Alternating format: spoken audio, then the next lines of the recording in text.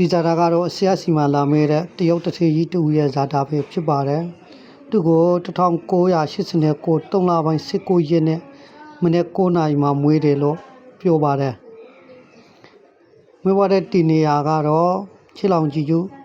115ဒီဂရီ58မိနစ်တိုင်းစုံကတော့ဆရာတို့တရုတ်ပြည်ရဲ့တိုင်းစုံပလာအိုက်ပေါ့နော်အဲ့ဒါနဲ့ဆရာကဇာတာတွက်ထားတယ်ဆရာစီတို့တရုတ်စကားပြန်တွေနဲ့အတူလာပြီးတော့မေးတာဖြစ်တယ်ဒီဇာတာမှာဘာကြောင့်ချမ်းသာကြွယ်ဝတယ်လဲဆိုတာလေးကိုကြည့်ရအောင်ပါသူ့ရဲ့ဇာတာမှာနှစ်တန်ဗုဒ္ဓနခကတောက်ကြဖြစ်ပါတယ်ဒီတောက်ကြသည်ဒီဇာတာပတိနခတလင်းလာဗုဒ္ဓနခအပေါ်မှာစီနေပါတယ်တောက်ကြသည်နှစ်တန်ဗုဒ္ဓနခတောက်ကြသည်ဒီမှာမညာဒီမှာရပ်တည်နေပါတယ်တောက်ကြရဲ့အကျိုးဆောင်တွေကိုဆရာတို့ကြည့်လို့ရှိရင်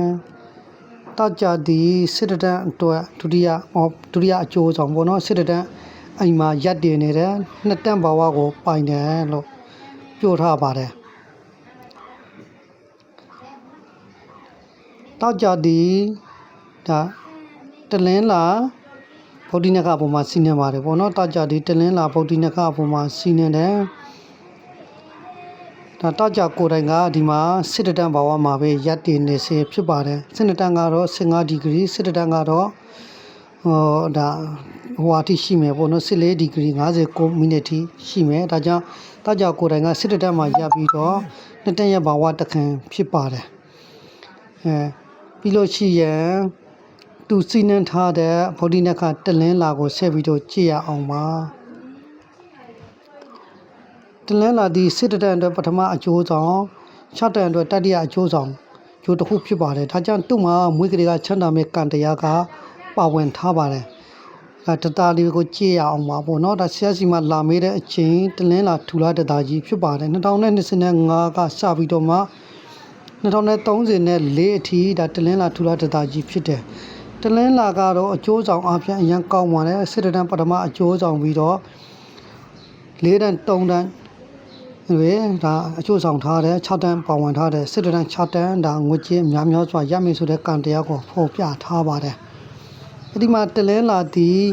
စနေဗုဒ္ဓနခအပေါ်မှာစီးနေပါတယ်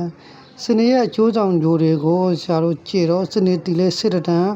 2တန်း9တန်းစစ်တမ်း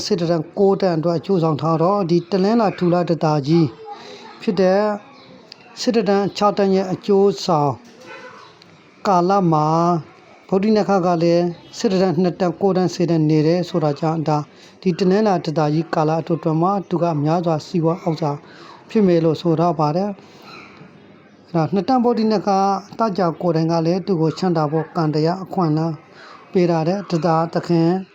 တလင်းလာကလည်းဒါချမ်းသာဖို့ရတဲ့အခွင့်အလမ်းပေးထားပါတယ်ဒါကြောင့်ဒီတလင်းလာတတာမှာစီးပွားအောက်စာများစွာဖွံ့ဖြိုးတိုးတက်အောင်မြင်မယ်ဆိုတာကိုတွေ့ရပါတယ်